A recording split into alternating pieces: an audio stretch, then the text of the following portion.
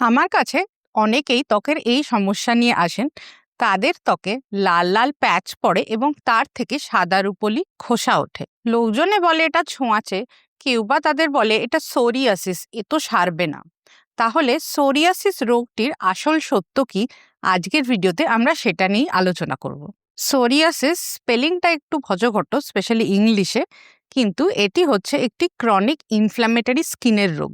অর্থাৎ অনেক দিন ধরে এই রোগ চলে এবং এই রোগে ত্বকের ইনফ্ল্যামেশন বা প্রদাহ দেখা যায়।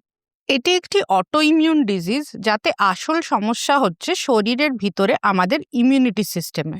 সোরিয়াসিসে আসল সমস্যাটা কি হয়? আমাদের শরীরে ত্বকের যে লেয়ারগুলি রয়েছে, এগুলি তৈরি হয় বিভিন্ন ধরনের ত্বক কোষ বা স্কিন সেলস দিয়ে। এই স্কিন সেলসগুলি প্রতি 1 মাসে পুরোপুরি নতুনভাবে রিপ্লেস হয়। পুরনো ডেড সেলস বা মৃত কোষগুলি খসে পড়ে যায়। আমরা চান করে সাবান দিয়ে গা যখন পরিষ্কার করি, তখন এই মৃত ত্বক কোষগুলি ময়লা হিসেবে আমাদের গা থেকে উঠে যায়। সোরিয়াসিস রোগীদের ক্ষেত্রে এই 1 মাসের প্রক্রিয়াটি খুব দ্রুত গতিতে হয়, অর্থাৎ প্রতি 3 থেকে 5 দিন বা 1 সপ্তাহের মাথায় পুরো ত্বককোষ নতুন করে রিপ্লেস হয়ে যায়। এর ফলে অনেক মৃত ত্বককোষ জমা হয়, যা একবারে গা থেকে উঠতে পারে না। এইগুলি সাদা রুপোলি খোসা হিসেবে গা থেকে খসে পড়ে। এর মূলে আছে স্কিনের ইনফ্ল্যামেশন, তাই জন্যই আমরা লাল লাল প্যাচ ত্বকের ওপর দেখতে পাই। অনেক সময় এই ধরনের প্যাচ এবং খোসার সাথে চুলকানি, জ্বালা বা ব্যথাও থাকতে পারে। এই রোগটি সাধারণত মাথা বা স্ক্যাল্প, কনুই, হাঁটু, পিঠ, হাতের তালু এবং পায়ের সোলে দেখা যেতে পারে। এটি স্কিন ছাড়া জয়েন্টও ইনভলভ করতে পারে। এর ফলে বাতের রোগ বা আর্থ্রাইটিসও দেখা যায়। প্রথমেই দেখে নেব সোরিয়াসিস সম্পর্কে যে ভুল ধারণাগুলি লোকের মনে আছে সেগুলি কি কি। 1 নম্বর, সোরিয়াসিস একটি ছোঁয়াচে রোগ। অনেকেই মনে করেন যে সোরিয়াসিস কন্টেজিয়াস বা ছোঁয়াচে রোগ, কারণ এতে যে লাল লাল প্যাচগুলি দেখা যায় সেগুলি সাধারণত বিভিন্ন ধরনের ইনফেকশন, ফাঙ্গাল ইনফেকশন, দাঁত জাতীয় সমস্যায় দেখা যায়। তাই লোকে মনে করেন ওগুলির মতো সোরিয়াসিসও ছোঁয়াচে, অর্থাৎ একজনের থেকে আরেকজনের ছড়াতে পারে। কিন্তু এটি সম্পূর্ণ ভুল ধারণা।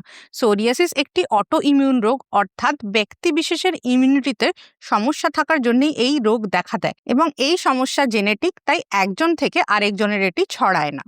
একসাথে থাকা, ছোঁয়া, জামা কাপড়, সাবান ব্যবহার, কোনো কিছুতেই এটি কিন্তু একজনের থেকে আরেকজনের মধ্যে সংক্রামিত হতে পারে না। 2 নম্বর ভুল ধারণা, সোরিয়াসিস শুধুমাত্র একটি স্কিনের রোগ। সোরিয়াসিসে কিন্তু স্কিন ছাড়া আরও সিস্টেমস এফেক্টেড হতে পারে। মোস্ট কমনলি এর ফলে আর্থ্রাইটিস বা বাতের রোগ, জয়েন্ট পেন এই জাতীয় সমস্যা দেখা দিতে পারে, যার ফলে লোকের চলাফেরাতেও সমস্যা হয়। তাই সোরিয়াসিসকে সামান্য রোগ বলে অবহেলা করা উচিত নয়। 3 নম্বর, সোরিয়াসিস হলে সারা জীবন কষ্ট পেতে হবে, এর কোনো চিকিৎসা নেই। সোরিয়াসিস অবশ্য একটি ক্রনিক রোগ, অর্থাৎ এটি কখনো পুরোপুরি সেরে যায় না বা কিওর হয় না। কিন্তু তার মানে এই নয় যে এই রোগে যারা ভুগছেন সবাইকে সারা জীবন কষ্ট পেতে হবে। সোরিয়াসিসের বেশ কিছু কার্যকরী চিকিৎসা আছে, যেগুলি করলে এই রোগটিকে পুরোপুরি কন্ট্রোলে রাখা সম্ভব। অনেকজনেরই সোরিয়াসিস হওয়ার পরেও ত্বক একেবারে পরিষ্কার হয়ে যায় এবং তারা সম্পূর্ণ স্বাভাবিক জীবন যাপন করতে পারেন। 4 নম্বর, সোরিয়াসিসে যে স্টেরয়েড দেওয়া হয় তার মানেই শরীরের প্রচণ্ড ক্ষতি হয়। স্টেরয়েড একটি অসাধারণ ওষুধ। এটি বিভিন্ন ধরনের সমস্যার চিকিৎসায় ব্যবহৃত হয়, কিন্তু ঠিকভাবে ব্যবহার না করলে অবশ্যই এর থেকে বিভিন্ন ধরনের সাইড এফেক্ট হতে পারে। সোরিয়াসিসের চিকিৎসায় লাগানোর স্টেরয়েড মলম বা লোশন একটি অপরিহার্য জিনিস। এটি রোগীর জীবনের মান অনেকটাই ভালো করে দিতে পারে, তবে অবশ্যই সবসময় ডার্মাটোলজিস্টের তত্ত্বাবধানে ব্যবহার করা উচিত, না হলে অন্যান্য স্কিনের ক্ষতি হতে পারে। সোরিয়াসিস রোগটি আসলে কেন হয়? সোরিয়াসিসের পিছনে বিভিন্ন ধরনের কারণ বা ট্রিগার ফ্যাক্টর থাকতে পারে। সবচেয়ে বড় কারণ হচ্ছে জেনেটিক।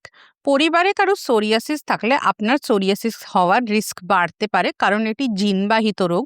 তবে অনেকগুলি জিন আছে যেগুলি নতুন করেও মিউটেট করতে পারে, অর্থাৎ ফ্যামিলিতে কারো না থাকলেও কিন্তু আপনি সোরিয়াসিসে ভুগতে পারেন। সাধারণত সোরিয়াসিসের রিস্ক জন্ম থেকেই লোকে বহন করে, যদিও ডিজিজটির প্রকাশ ঘটে একটু বড় হওয়ার পর। মানসিক চাপ বা স্ট্রেস একটি বিশেষ ট্রিগার। যাদের সোরিয়াসিস থাকে সাধারণত স্ট্রেস পড়লে তাদের লিশনস নতুন করে বেরোতে বা বাড়তে পারে। এছাড়া কিছু স্পেসিফিক মেডিসিন থেকে সোরিয়াসিস ডেভেলপ করতে পারে। কিছু স্পেসিফিক ইনফেকশন যেমন গলার ইনফেকশন থেকেও সোরিয়াসিসের রিস্ক বাড়তে পারে। এছাড়া লাইফস্টাইল ইস্যুস যেমন সিগারেট স্মোকিং বা টু মাচ অ্যালকোহল ইনটেক বা ভুলভাল খাওয়া দাওয়া এতেও কিন্তু সোরিয়াসিসের রিস্ক বাড়তে পারে। অবশ্য যদি আপনার অলরেডি জেনেটিক মিউটেশন থাকে তাহলেই হবে। অনেকেই বলেন সোরিয়াসিসকে ডায়েট এবং লাইফস্টাইল দিয়ে সম্পূর্ণ কন্ট্রোল করা সম্ভব। এটি পুরোপুরি সত্যি নয়। সোরিয়াসিসের ক্ষেত্রে ডায়েট এবং লাইফস্টাইল একটি ইম্পর্টেন্ট ভূমিকা পালন করে বটে, কিন্তু শুধু সেই দিয়েই চিকিৎসা পুরোপুরি সম্ভব নয়। যে কোনো অটোইমিউন রোগেই যেহেতু নিজের দেহের ইমিউনিটি সমস্যা হয়, তাই মানসিক চাপ মুক্ত থাকতে পারলে, হেলদি থাকতে পারলে, সুষম খাবার খেতে পারলে, ব্যালেন্স ডায়েট রাখতে পারলে এবং সিগারেট স্মোকিং ও অ্যালকোহলের মতো ক্ষতিকর অভ্যাস এড়িয়ে চলতে পারলে শরীর অনেকটা ঠিক থাকে, ইমিউনিটিও চাঙ্গা থাকে এবং সোরিয়াসিসের মতো অটো ইমিউন ডিজিজের সিভিয়ারিটিও অনেকটাই কমে যায়। যাদের সোরিয়াসিস আছে তাদের অ্যাডভাইস করা হয় সবুজ শাকসবজি, পর্যাপ্ত পরিমাণে জল এবং হেলদি ফ্যাটস যেমন ওমেগা-3 যা ফিশ অয়েলে পাওয়া যায়, এই ধরনের জিনিসপত্র ইনটেক করলে সোরিয়াসিসের সিভিয়ারিটি কম থাকতে পারে। সিগারেট স্মোকিং, অ্যালকোহল এবং প্রসেসড ফুড থেকে সোরিয়াসিসের রিস্ক বাড়তে পারে। এছাড়া যদি আপনার কোনো মানসিক চাপ বা স্ট্রেস হয় সেটিও অবশ্যই কন্ট্রোল করা দরকার। এক্সারসাইজ, মেডিটেশন বা কাউন্সেলিং এর মাধ্যমে একে নিয়ন্ত্রণে আনার চেষ্টা করা উচিত। সোরিয়াসিস হলে কি কি চিকিৎসা অ্যাভেলেবল আছে? সোরিয়াসিসের চিকিৎসা রোগের ধরন এবং সিভিয়ারিটির ওপর নির্ভর করে। মাইল্ড রোগের ক্ষেত্রে সাধারণত লাগানোর ক্রিম, মলম বা লোশন প্রেসক্রাইব করা হয়, যেগুলি ইউজুয়ালি স্টেরয়েড বেসড হয়। যদি ডিজিজ সিভিয়ার হয় বা নতুন করে দেখা দেয় বা বিভিন্ন জায়গায় ছড়িয়ে পড়ে, তবে লাগানোর মলম ছাড়াও ওরাল ইমিউনোমডুলেটরস বা ইমিউনোসাপ্রেসেন্ট যা ইমিউনিটির সমস্যাকে দূর করে রাখতে পারে সেগুলি দেওয়া হয়। এগুলি ছাড়া আল্ট্রাভায়োলেট লাইট বেসড ফটোথেরাপি দেওয়া হয়, তাতেও স্কিনের ইমিউনিটি আন্ডার কন্ট্রোল আনা সম্ভব। এবং এখনকার দিনে বেশ কিছু ইনজেক্টেবল বায়োলজিক স্পেসিফিক ট্রিটমেন্ট বেরিয়েছে, যেগুলি দিয়ে সোরিয়াসিসকে খুবই ভালো কন্ট্রোলে রাখা সম্ভব, যদিও এগুলি একটি খরচ সাপেক্ষ। সোরিয়াসিসের সব রোগীর চিকিৎসা কিন্তু একরকম হয় না, তাই নিজে নিজে ওষুধ খাওয়া, ওষুধ লাগানো বা ইন্টারনেট বা গুগল দেখে চিকিৎসা করা কিন্তু একদমই উচিত নয়। সোরিয়াসিসের জন্য সবসময় বেছে নিন একজন অভিজ্ঞ ডার্মেটোলজিস্টের পরামর্শ। যদি আপনার সোরিয়াসিস থাকে এবং তার জন্য আপনার মানসিক ডিপ্রেশন বা লজ্জা কোনো কিছু থাকে, তাহলে মনে রাখবেন এটি কিন্তু আপনার নিয়ন্ত্রণে নয় বা আপনার দোষও নয়।